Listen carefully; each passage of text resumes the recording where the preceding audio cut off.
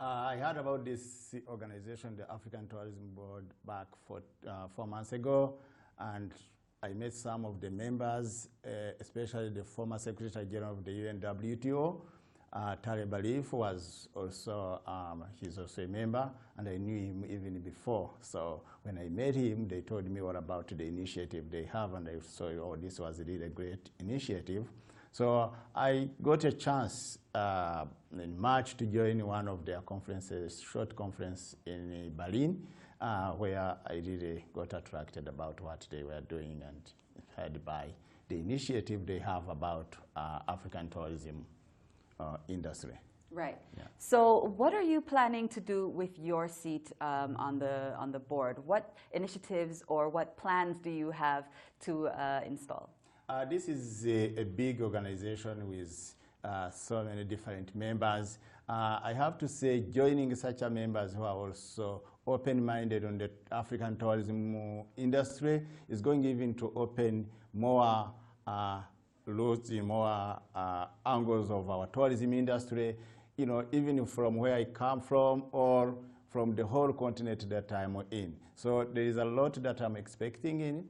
I have some few ideas, but as we keep on moving on, I'm sure there are a lot of things that I'm going to learn from my other members who are also from different countries like South Africa, Seychelles, where the president of the association is sitting, and we have the vice president who just elected also last night from South Africa, and we are all like very excited and interested to see this organization moving on. Right. Before we get into the new Gishwati deal, I wanted to know, you were co-founder of Red Rocks Cultural Center. How has your experience there prepared you to be able to sit on the Africa Tourism Board now? I have to say, I have learned a lot from what I have been doing under Red Rocks Cultural Center, especially dealing with the community and then dealing with the tourists, also coming up with new initiatives that are going to attract the tourists. This has been one of my great experience, even observing things like not in a short distance, but in a long distance and also in a long-term investment, especially this industry of ours, you have really to look far. So being on the African Tourism Board is one of the biggest things for me and for the continent itself, because I'm going to learn a lot. And I have to say, the African, we are the dream of the tourist destination of the world.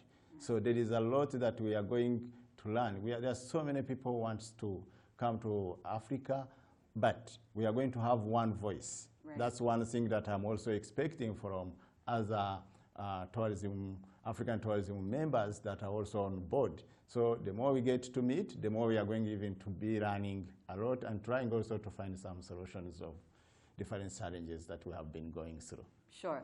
We've seen now that there has been this new deal happening in Rwanda between RDB and the private company Imizi, EcoTourism, to develop the newest national park in Gishwati. So it's a 25-year concession. What are your thoughts on this new partnership that they have forged, and what do you think is going to come out of this deal?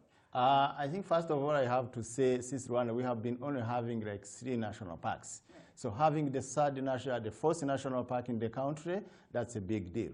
If our clients were staying here for 3 days, they are going to stay here for 4 days, depending. Now we have more product. And also signing this deal, it's a great deal. This is something totally new, and bringing the wideness in to sign that agreement, from their experience, I'm sure there is a lot that they are going to bring on the market.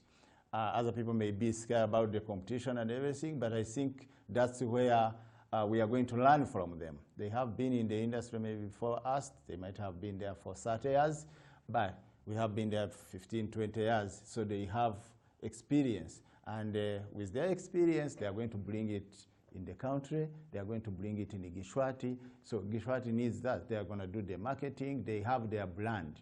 So even being behind that brand is going to bring more people. Right. So I think that's, yes. So I think that's a very good deal. Right. Yeah. So, we've seen different events that have been affecting the region, like the delayed rains, there's even been some flooding here in Rwanda.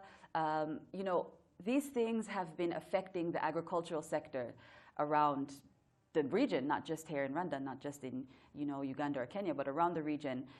Do you think that climate change and different events like this are going to affect the tourism sector? That's also an issue that people have also to discuss. Let's say, for example, when you talk about like changes in agriculture, changes in farming, it's most of the farmers, I have to say, like Rwanda, I hope 86% are farmers.